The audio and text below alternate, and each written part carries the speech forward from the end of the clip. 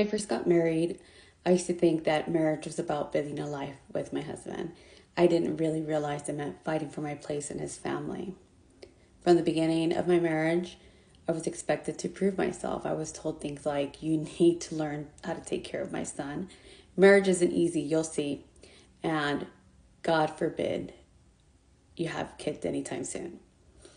This wasn't guidance. It wasn't wisdom. It was a way to put me in my place before I ever had a chance to exist in my own marriage. I sacrificed my needs to be what they thought I should be.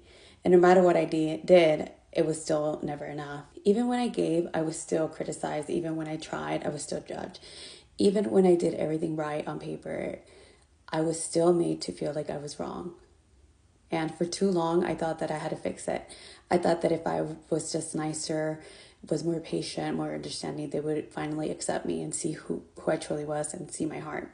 But that day never came because I realized that they wanted me to blend into their family.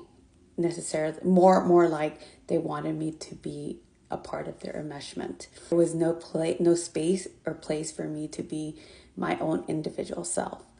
And when I finally stopped trying to kiss the ground they walked in, I finally saw the truth of what I was living and started working towards allowing myself to live my own life.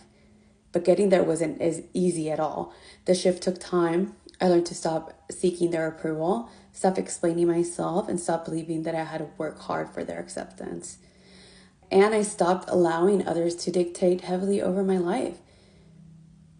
This was a long and difficult process because for years I had given away too much of my own power over how I saw myself, power over what I needed to do and who I needed to be worthy of their acceptance, power over how I moved through my life and through my marriage. But I got there. I survived enmeshment.